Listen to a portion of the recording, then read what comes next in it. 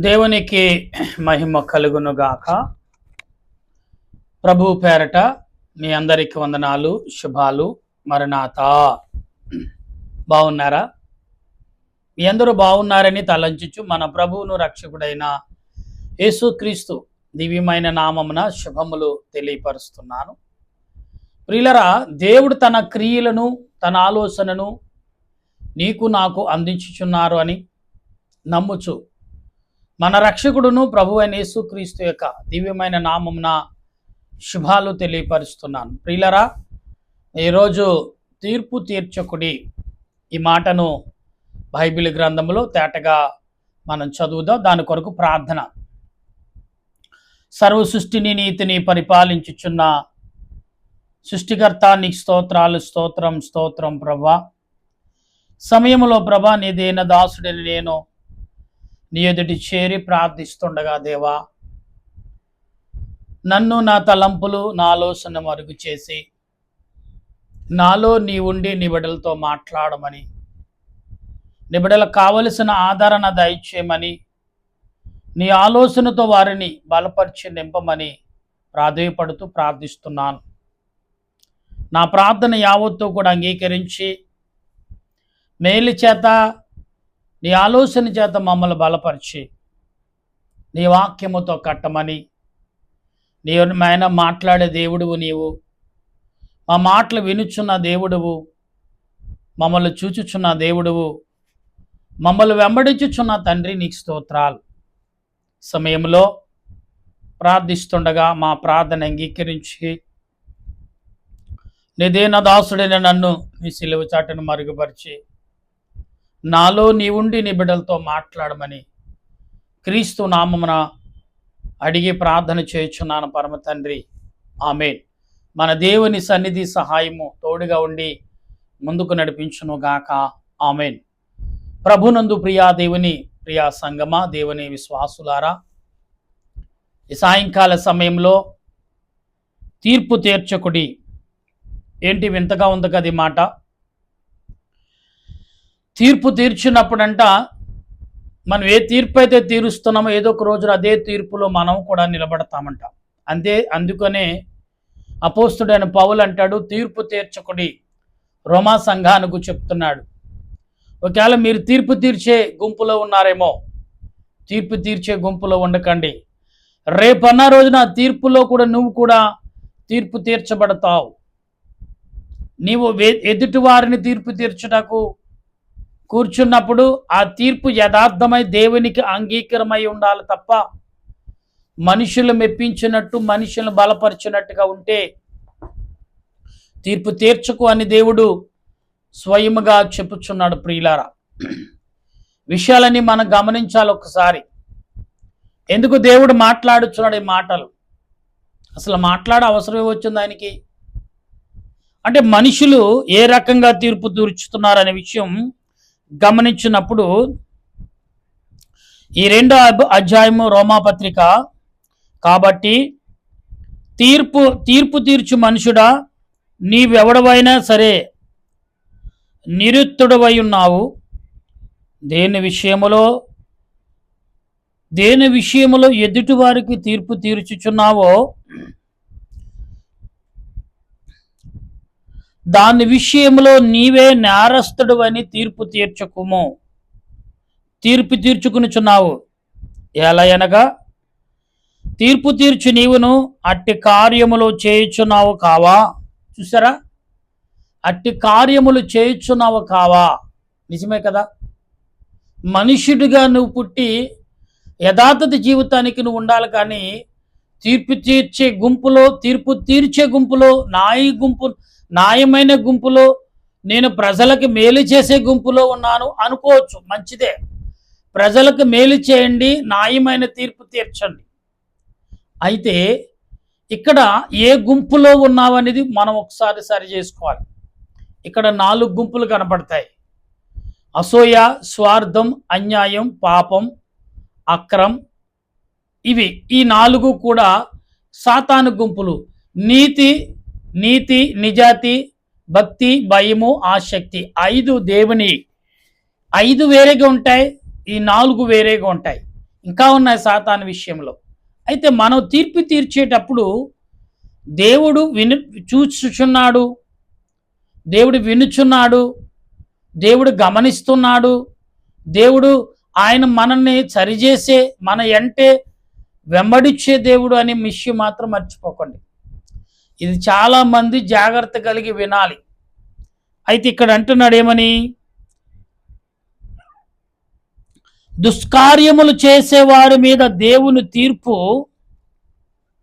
సత్యమును అనుసరించినది అని అని ఎరుగుదువు. అంటే దేవుని యొక్క తీర్పు ఉన్నది, అది సత్యాన్ని అనుసరిస్తుంది. తీర్పు అనేది అందరికీ ఉంటుందండి. దేవుడు తీర్పు తీర్చుటకు ఒక తీర్పు అనే పదాన్ని ఎందుకు పెట్టాడంటే మనిషిని సరిచేయట కొరకు. కోర్టు అని ఎందుకు వచ్చింది, పోలీస్ స్టేషను, జైలు అని ఎందుకు పెట్టారు? అందులోకి వెళితే భార్య బిడ్డలు స్వేచ్ఛ జీవితం ఉండదు. ఒక ముద్ర ఉంటుంది. అంతకుడు జైలుకి వెళ్ళిన వాడు, లేదా పోలీస్ స్టేషన్కి వెళ్ళాడు, కోర్టుకి ఎక్కిన వాడు అనే ఒక ముద్ర సమాజంలో చాలా భయంకరంగా ఉంటుంది.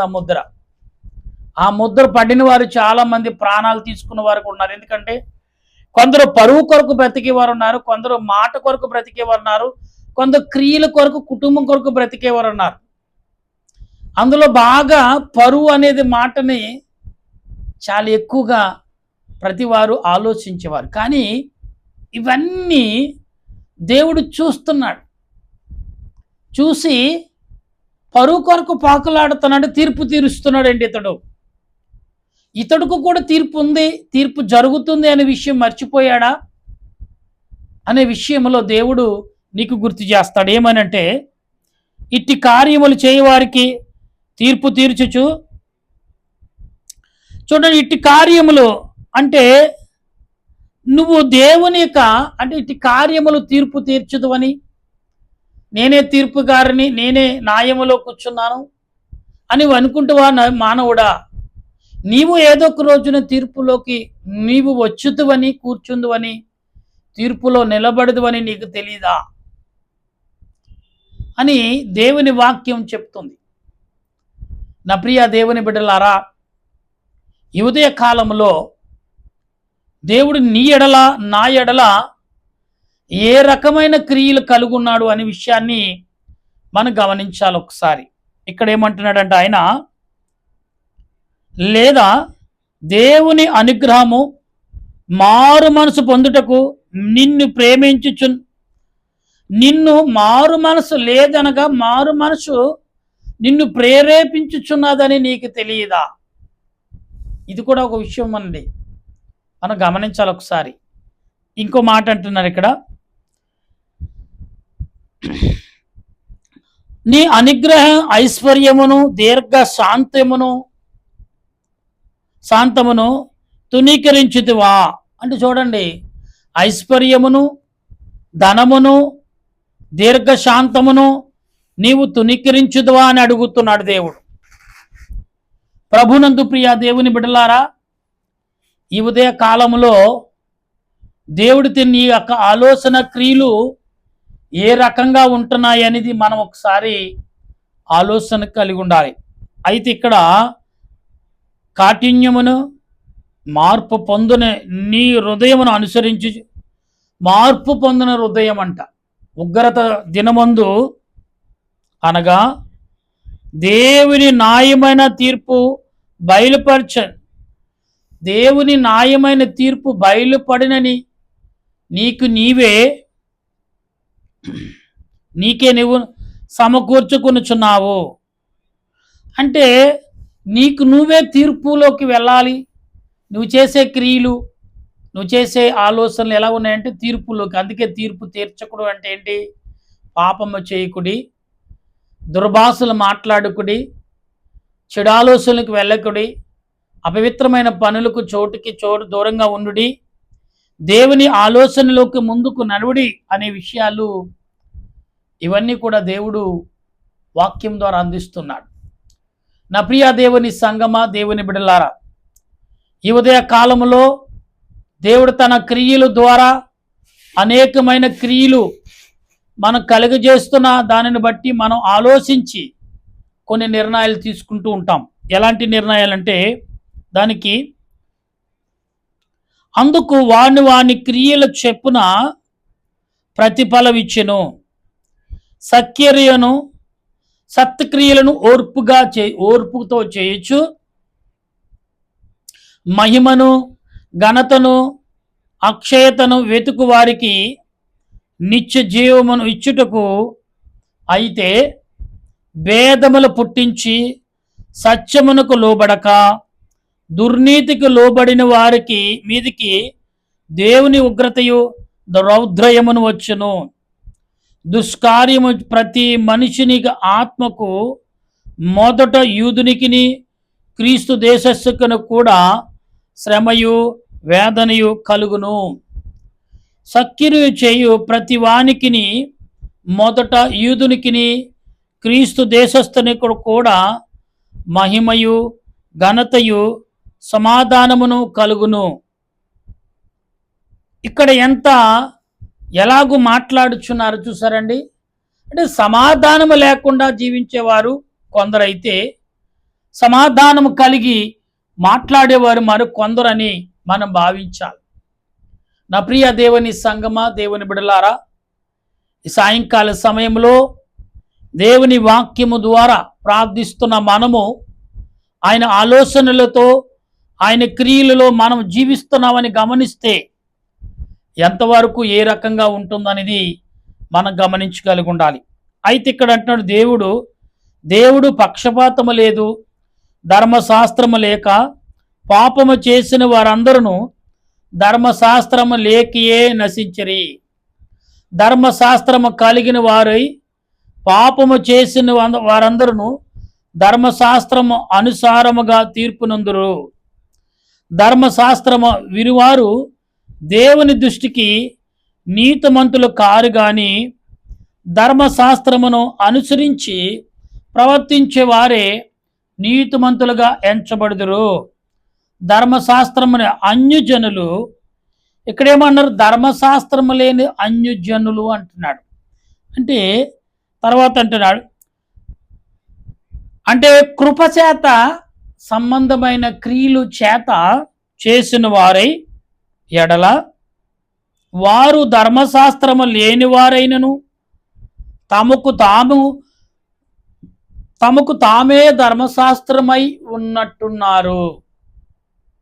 అంటే వారికి వారే ధర్మాన్ని సిద్ధపరచుకున్నారు తప్ప దేవుడు ఉన్నాడు, ధర్మకర్త, ధర్మమును న్యాయమును తీర్చేవాడు ఆయనే అనే ఆలోచనలోకి వారు లేరు అనే విషయాన్ని ఇక్కడ స్పష్టంగా చెప్తున్నాడు. అయితే అట్టివారు ఇక్కడేమన్నారు, అట్టివారు మనస్సాక్షి కూడా సాక్ష్యం ఇచ్చుచున్నది. అన్యుల్లోగా ఉన్న అన్యులు అంటారు, వాళ్ళు కూడా మనస్సాక్షి కలిగి ఉన్నారనేది లేఖనము చెప్పుచున్న మాటలు. అయితే ఇక్కడ అంటున్నారు, చూచుండగాను వారు తలంపులు ఒకదాని ఏమంటే వారి తలంపులు ఒకదాని మీద ఒకటి తప్పులు మోపుచు ఇక తప్పు లేదని చెప్పుకొనుచు ధర్మశాస్త్రమును అనుసారము ధర్మశాస్త్రము తన హృదయములందు రాయబడినట్లు చూచుకొనుచున్నారు. దేవుడు నా సువార్త ప్రకారము యేసుక్రీస్తు ద్వారా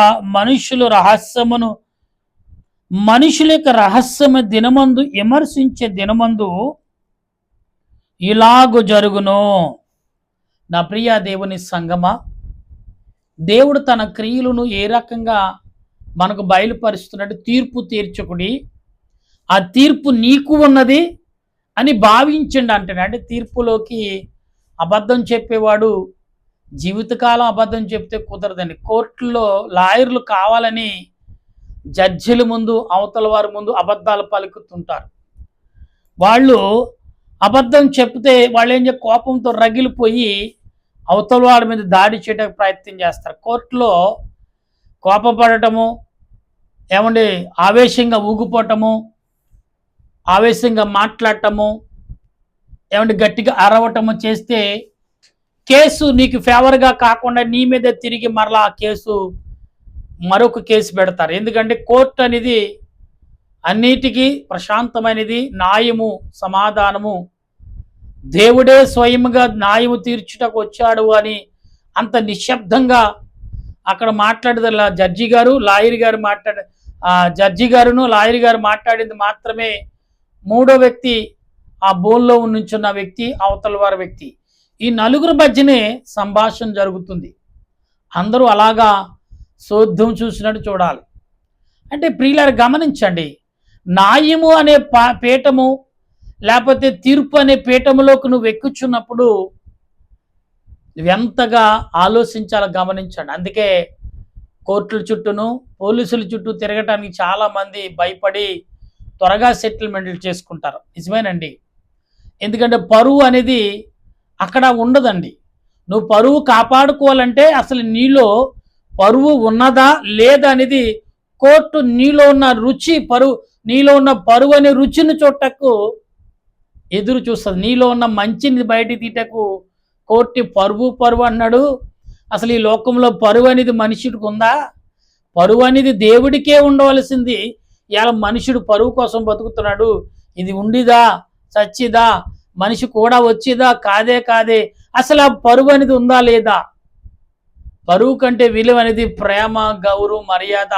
ఇది మర్చిపోయి పరువు అంటున్నాడేంటి, గౌరవం అంటున్నాడేంటి అని అసలు గౌరవం ఉన్నదే లేదో, పరువు ఉందా లేదో వాయిదాల మీద వాయిదాలు కోర్టుల చుట్టూ తిప్పుతూ అవతల వాడు లాయర్ ఏమో ఆ పిటిషన్లు వేయటకు ఇసుకొచ్చి ఒక్కొక్కసారి కోర్టులు ఆ కేసులు కూడా వదిలేసి వచ్చిన వారు కూడా ఉన్నారు. ఫీజు దేవుడెరుగు సంవత్సరాల పొడుగా కోర్టున కేసుని పొడిగిస్తూ ఉంటే ప్రియులారు ఎలాగుంటుందంటే పరువు అనేది లాయర్ గారు కూడా జడ్జి గారు కూడా అదే రకం. అసలు నిజమైన పరువు ఉందా? దేవునికి విశ్వాసం మంచి ప్రేమతో జీవించటకు పోక వీడు పరువు అంటున్నాడేనని నిజంగమైన పరువు. మీకు సంగతి తెలుసని ప్రియులారా, గంధము కర్ర, చిన్న కర్రలుగా ఉన్న గంధం ముక్కలు ఉంటాయి కదా, అది కరిగే కొలది సువాసన వస్తుంది. అందుకే జడ్జి గారు మనిషిలో ఉన్న అహంకారం దించే కొలది అసలేని విలువలను బయటికి తీయటకు చూస్తూ ఉంటారు. జడ్జి గారు కానీ లాయర్ గారు కానీ వీళ్ళందరూ కమిటీ ఉంటుంది వీళ్ళకి, జడ్జీలకి లాయర్లకి. ఆ కమిటీలు ఏమంటారు, మీరు న్యాయమైన ధనవంతులు ఎవరు వచ్చినా వారిలో అహంకారము గర్వంతోనూ వారిలో గర్వం పోగొట్టి నిజమైన నీతిని మంచిని బయటికి తీయండి. అప్పుడే గవర్నమెంట్కును మన కోర్టులకు విలువ ఉంటుందని అప్పుడప్పుడు చెప్తూ ఉంటారు, అప్పుడప్పుడు చేస్తూ ఉంటారు కూడా. అలాంటి క్రియలు ఈ లోకంలో జరుగుతున్నాయి నా ప్రియ దేవుని సంగమా. అయితే నీవు తీర్పులోకి వెళ్ళేటప్పుడు, అందుకే తీర్పు తీర్చకుడి. ఈ అంశం ఏంటంటే ఈరోజు అంశం తీర్పు తీర్చకుడి. తీర్పు తీరిస్తే ఏదో ఒక రోజు నా తీర్పులు నువ్వు కూడా కూర్చుంటావు, నీవు కూడా నిలబడతావు, నీవు కూడా స్థలంలో చేరేవాడిగా ఉంటావని నమ్ముతూ మన రక్షకుడైన యేసుక్రీస్తు యొక్క దివ్యమైన యేసుక్రీస్తు యొక్క ఆనందం, గమనిత, బలము, శక్తి దేవుడు మనకిచ్చినట్లుగా ఆ దేవదేవుడు మనతో మాట్లాడినట్టుగా మీ ప్రార్థన ఆలకించినట్ల కృపను ఆత్మ తండ్రి మనందరికి అందించును గాక. ఆమేన్. ప్రార్థన చేద్దాం.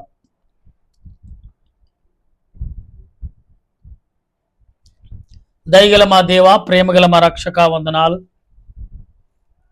ఈ సమయంలో ప్రార్థిస్తుండగా నీ ఆత్మ నడిపింపు, నీ సన్నిధి కాపుదల నాకు అందించి బలపరిచి నీ ఆలోచన క్రియలు, నీ తలంపులు మాకు దయచేసి మేలు చేత, కృప చేత, ఆశీర్వాదం చేత, ఆలోచన చేత, నీ ఆత్మ నడిపింపు చేత నింపి బలపరిచి ఆదరించమని ప్రార్థన చేస్తున్నాను. నిజమే ప్రభువా, తీర్పు కాలంలోకి వెళ్ళేటప్పుడు ఏదో ఒక రోజు మనుషుడిగా తీర్పులో కూడా అతడు కూడా నిలబడతాడని గ్రహించి తీర్పులోకి వెళ్ళు అని లేఖనం చెప్తుంది ప్రభా. నిజమే దేవా, నీ సన్నిధి కూడా అదే చెప్తుంది, నీ ఆలోచన అదే మాకు వివరిస్తుంది, నీ మాటలు కూడా అవే మాకు బయటపడుస్తున్నాయి. అవును, అపోస్తుడైన పౌలు అంటున్నాడు రోమా సంఘానికి, ఇదిగో రామా పట్టణస్తులారా, మీరు తీర్పులోకి మరి దేవుడు మిమ్మల్ని అందరినీ తీర్పులో నిలబెట్టబోతున్నాడు.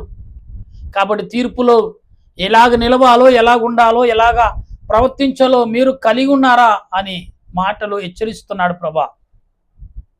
తీర్పు తీర్చకుడి, తీర్పులో నిలబడకుడి అనే తీర్పు తీర్చుటకును తీర్పులో నిలబడటకు మహాఘోరమైన పాపముతో సమానమని లేఖనము చెప్తుంది. నిజమే ప్రభా, తప్పు చేసినవాడే కదా తీర్పులోకి వెళ్తాడు, నా తప్పును కప్పపుచ్చుకుంటాకే కదా తీర్పు కొరకు పరిగెడతాడు. అవును దేవ, న్యాయం కోసం పరిగెత్తేవాడు, న్యాయం కొరకు పక్కలేడేవాడు నాయన తీర్పులోకి వెళ్ళడు, తీర్పు తీర్చులకటకు అటువంటి సాహసాలు చేయడు. దేవుడున్నాడు, నాకు మంచి చెడు ఆయనే చూస్తాడు అనే ఆలోచనతో ఉంటాడు. అటువంటి తలంపు నా దేశ ప్రజలకు, ప్రపంచ ప్రజలకు దయచేయండి. దేశంలో ఉన్న మిలిటరీ వారు, పోలీస్ శాఖ వారు, డాక్టర్లు, నర్సులు, పారిశుద్ధ వారు, కార్మికులు, రైతులు, గర్భిణీ స్త్రీలు, బాలింతరాలు, సంతానలేని బిడ్డలు, గుడ్డివారు, చెవిటివారు, మోగవారు, వికలాంగులు, చదువు కలిగిన బిడ్డలు, చదువుతో కంప్లీట్ చేసుకుని పూర్తి చేసుకుని ఉద్యోగాలకు ఎదురు చూస్తున్న బిడ్డలు, యవన కాలములు వివాహం చేసుకోవాలని ఆశపడుతున్న బిడ్డలు, మరి సంతానము కావాలని కోరుకున్న బిడ్డలు, సంఘాల్లో అలజడి, సమాజంలో అలజడి, మనశ్శాంతి కొరకు, ప్రశాంత కొరకు ఎదురు చూస్తున్న బిడ్డలకు దేవుని ఆత్మతో వారు బలపడి దీవించబడుదురు గాక. దేవుని సన్నిధి వారికి తోడయుండును గాక. దేవుని ఆత్మ వారికి ఆదరణ కలిగించును గాక. దేవుని మహిమ చేత, దేవుని ఆలోచన చేత నాయన వారు నీ ఎడల విశ్వాసం, భక్తి, భయము కలిగి నీ రాజ్యముకు సిద్ధపడుదురు గాక. నీ ఆలోచనతో ఇక మేన వడగాల్పులు అంటున్నారు, భయంకరమైన తండ్రి వడగంట్లు కురుస్తాయంటున్నారు, అగ్నియే కురుస్తుంది అంటున్నారు ప్రభా. అంత వేడిగా ఉంటుంది అంటారు ప్రభా. నాయన ఇదిగో ఎలాగుందో ఏమవుతుందో తెలియని పరిస్థితి. నీ ఆలోచన, నీ కృప, నీ సమాధానం, నీ ఆత్మ నడిపింపు మరి ఇంకా సుమారు 5 రోజులు ఇలాగే ఉంటుందంటున్నారు ప్రభా. 5 యుగాలుగా గడుస్తుందని అంటున్నారు తండ్రి. ఇదిగో ప్రభా, బలహీనులు, చిన్న బిడ్డలు, వృద్ధులు, యవనస్తులు, అలాగే ప్రభా చదువుతున్న బిడ్డలకు, అలాగే ప్రయాణములు చేస్తున్న వారు, చిన్న చిన్న వృత్తులు, వ్యాపారములు చేసుకున్నారు, అక్కడ మరి ప్రయాణములతో కొనసాగుచున్న వారు, వాహనాల్లో ప్రయాణములు చేస్తున్న వారు, వాహనాలు నడుపుచున్న వారు, ఎవరికి ఎటువంటి గాల్పు దెబ్బ తలగకుండా, ఎండ వడగాల్పులు తలగకుండా ప్రభ కాపాడి బలపరిచి దీవించి కావలసిన జాగ్రత్తలు, కావలసిన భద్రత నాయన ఇశ్రాయేలు ప్రజలకు పగటకాలం మేఘ స్తంభంగాను, రాత్రికాలం అగ్నినయనం ఇదిగో తండ్రి వెలుగు స్తంభంగా నిలబడి వారు నడిపించిన దేవుడువు. నీ ప్రజలైన వారి, నీ పిల్లలైన వారిని అలాగూ నడిపించి నీ ఆత్మతో నింపి కాపాడి బలపరచమని మా ప్రభువును రక్షకుడైన త్రియేక దేవుని నామంలో నాతో పాటు ఎక్కుంచిన ప్రతి బిడ్డని బలపరిచి దీవించమని త్వరగా రానయ్యున్న యేసు క్రీస్తు యొక్క దివ్యమైన నామమున అడిగి ప్రార్థన చేయుచున్నాను పరమ తండ్రి, ఆమేన్. పరలోకమా పరమ తండ్రి, నీ నామను పరిశుద్ధపరచునగాక, నీ రాజ్యం వచ్చునగాక, నీ చిత్తం పరలోకమందు నెరవేరినట్లు భూమి యందు నెరవేరిన గాక. మౌనుడు మొదట ఇచ్చి మా ప్రార్థన చేసిన వారిని క్షమించిన ప్రకారం మా ప్రార్థన క్షమించి మమ్మల్ని శోధనకి తప్పించు. రాజ్యము, శక్తి, మహిమ నిరంతరం నావు తండ్రి, ఆమేన్. ప్రవేశరత్మే జయం అపాధికలం, ప్రవేశరత్మే జయం అపాధికలం, ప్రవేశ సంపూర్ణ విజయం అపాధికనంతకల నాశనం. హల్లెలూయా, హల్లెలూయా. స్తోత్రం, స్తోత్రం. ఆమేన్, ఆమేన్. మన తండ్రి అయిన దేవుని ప్రేమ, త్రియేక దేవుని కృప, పరిశుద్ధాత్మిక అనేక జీవితం ఇప్పుడు ఎల్లప్పుడు సదా తోడుగా ఉండి ఆయన రాకడకు సిద్ధపరచుము గాక. ఆమేన్, ఆమేన్, ఆమేన్. మీ అందరికీ వందనాలు. మరణాత. నా ప్రియమైన స్నేహితులారా, వడగాల్పులు చాలా భయంకరంగా ఉంటాయని వార్తలు చెప్తున్నారు. జాగ్రత్తలు కలిగి ఉండండి. మరి కొంచెం ఆరోగ్య సంబంధమైన మజ్జిగి మరి కావలసిన మరి అన్నీ కూడా త్రాగుతూ ఆరోగ్యాన్ని కాపాడుకోండి. కొన్ని పనులు, దూరమైన ప్రయాణములుంటే ఆపుకోండి. మీరందరూ కూడా ఆరోగ్యంగా ఉంటేనే కదా రేపు రోజునని మనం ప్రయాణం చేయగలుగుతాం. కాబట్టి తొందరపాటు మాటలు, తొందరపాటు నిర్ణయాలు ఎవరు తీసుకోకుండా జాగ్రత్త కలిగి మీరు ఈ జీవితంలో ఈ వారం రోజులు చక్కటి జీవితాన్ని కలిగి ముందుకు నడవాలని ప్రభు పేరట మీ అందరికీ మరొకసారి తెలియపరుస్తూ మీ అందరికీ వందనాలు. ప్రభుతో కృప తోడైండును గాక. ఆమేన్.